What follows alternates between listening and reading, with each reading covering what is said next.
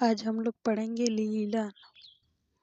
Linen का धागा लंबे सन के पौधे के तने से निकाला गया तंतु है। यह तंतु तने के अंदर एक दूसरे से अच्छी तरह जकड़ा रहता है। यह जुड़वा सिद्धांत गोंद सदृश पदार्थ पेक्टिन के कारण होता है, जो कि सन के तंतु का ठोस भाग बनाते हैं।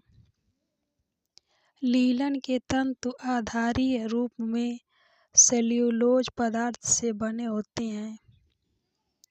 विश्व के सभी देशों में लीलन का तंतु विशिष्ट दृष्टि से देखा जाता है। महीन लीलन हमेशा त्योहारों में पहना जाता है और आरामदायक होता है। लीलन की उत्पत्ति का सही इतिहास तो ज्ञात नहीं है, किंतु संभवतः यह पूर्व में उत्पन्न हुआ है। बाइबिल और अन्य प्रारंभिक ग्रंथों में इसका उल्लेख मिलता है। लीलन का प्राचीन समय में धार्मिक महत्व था। मम्मी को लपेटने का वस्त्र लीलन ही था। अतः यह माना जाता है कि इसकी खोज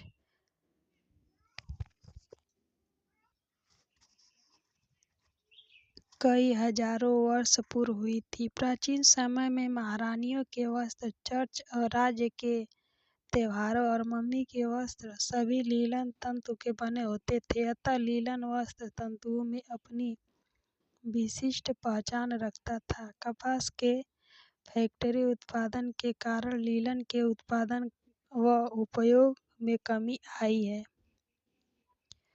लीलन का तंतु सन यानी कि फ्लेक्स के पौधे से प्राप्त किया जाता है, इसलिए इसे सन या फ्लेक्स तंतु भी कहा जाता है। यह सबसे प्राचीन तंतु माना जाता है। करीब 5000 वर्ष पूर्व स्विट्जरलैंड के प्रागैतिहासिक आवासों में लीलन वस्त्रों के टुकड़े पाए गए। यूरोप में लीलन के उद्योग की स्थापना 18वीं शताब्दी में हुई। सन के पौधे से प्राप्त यह तंतु संभवतः वस्त्र तंतुओं में सर्वप्रथम तंतु था। पत्थर युग में न्यूलिथिक झरने के रहवासियों द्वारा लीलन के बने मछली के जालों का उपयोग किया जाता था। मध्य पूर्व और इजिप्ट में 6000 और 4000 ईसा पूर्व लीलन को वस्त्र तंतु के रूप में उपयोग में लाने के प्रमाण मिले हैं। सबसे प्राचीन बुना हुआ लीलन तंतु 4100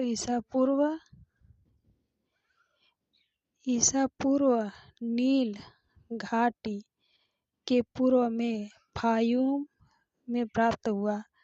प्रारंभिक इजिप्ट राजाओं और धार्मिक व्यक्तियों के शवों को नाजुक लीलन वस्त्रों से ढका जाता था, जो यह प्रदर्शित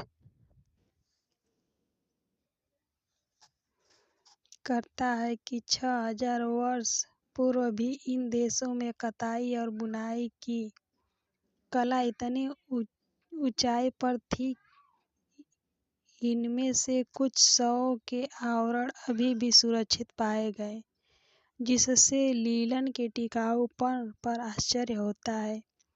भारतवर्ष में कौटिल्य के अर्थशास्त्र में इसके उल्लेख से ज्ञात होता है कि यह चंद्रगुप्त मौर्य के समय में भी उपयोग में लाया जाता था। बौद्ध काल में बौद्ध भिक्षुओं द्वारा इसके उपयोग के प्रमाण मिले हैं। धार्मिक ग्रंथ मनुस्मृति में भी इसका उल्लेख मिलता है। लीलन को हमेशा विलासिता का वस्त्र माना जाता है। कुछ प्राचीन देशों में लीलन को केवल धार्मिक त्योहारों पर ही उपयोग में लाया जाता था, जो कि शुद्धता का प्रतीक है। प्राचीन समय में सभी लीलन वस्त्रों के लिए शुद्ध लीलन शब्द का उपयोग किया जाता था। लीलन हमेशा ठंडा, कुरकुरा और शुद्ध दिखाई देता है और व्यक्ति या वस्तु के रूप को आकर्षक व सुंदर बना देता है। महीन गुणवत्ता वाला लीलन विलासिता और महंगेपन का प्रतीक है। सन का पौधा केवल उन देशों में लगाया जाता है जहाँ सस्ता श्रम और ऐसी प्राकृतिक सुविधाएं होती हैं जो कि तंतु को निकालने में मदद देता है। वस्त्र बनाने हेतु तंतु के निर्माण हेतु असामान्य देखभाल करनी पड़ती है ताकि प्रत्येक प्रक्रिया तंतु की मजबूती और सुंदरता को बनाए रख सके। लीलन की विशिष्टता और ऐच्छिक विशेषताएं उसका आकार, मजबूती और मोटा व महीन तंतु का बंडल है जो कि वस्त्र की पोत प्रदान करते हैं। लीलन की मुख्य सीमितता निम्न प्रतिस्कंदता और लोचदारता का अभाव है। अधिकांश लीलन के ड्रेस और परिधान में सलवट प्रतिरोध परिसज्जाएं दी जाती हैं। सन 1939 से पूर्व एशिया लीलन का उच्च उत्पादक देश था। वर्तमान वर्षों में ग्रेट ब्रिटेन में लीलन उद्योग शोध समिति द्वारा लीलन के उत्पादन और परिसज्जा पर शोध किए गए ताकि लीलन का बड़े पैमाने पर उत्पादन किया जा सके। इसके अतिरिक्त जर्मनी, फ्रांस, उत्तरी आयरलैंड, हॉलैंड और अमेरिका में भी लीलन की खेती की जाती है। इसके अतिरिक्त Australia, Belgium, New Zealand, Poland, Scotland और कनाडा में भी उगाया जाता है। लीलन की खेती। लीलन या सन का पौधा। फ्लैक्स के पौधे का वानस्पतिक नाम है लीलन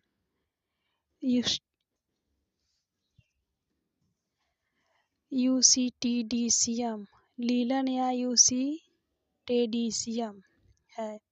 लीलन का उत्पादन दो विभिन्न उद्योग हेतु किया जाता है, तंतुओं के उत्पादन हेतु और बीज के उत्पादन हेतु, जिससे तेल बनाया जाता है। तंतु के उत्पादन हेतु उगाए गए वाले पौधे और बीज प्राप्त करने हेतु उगाए जाने वाले पौधों की देखरेख में अंतर होता है। फ्लैक्स का बीज अलसी के तेल के उत्पादन का महत्वपूर्ण स्रोत है, जिसे कि पेंट, वार्निश,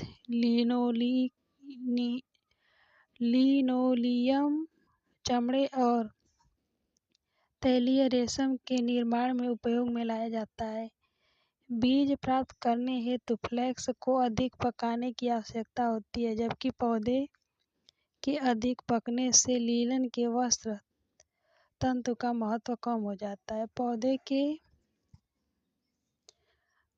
पौधे के बंटने के की विधि का प्रभाव लीलन के तंतु के उद्देश्य पर प्रभाव डालता है। अब लीलन की खेती के लिए भूमि तैयार करना।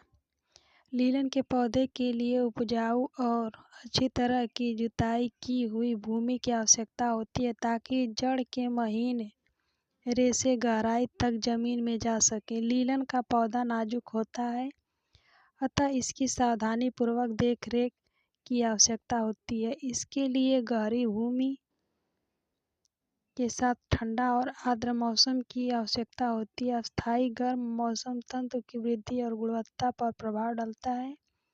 इसके लिए सतही भूमि जिसमें नर्म और ताजे पानी की अत्यधिक पूर्ति हो लीलन के लिए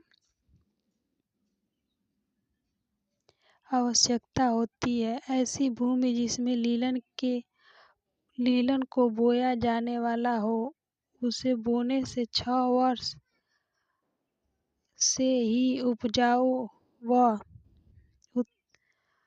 उत्तम होता है।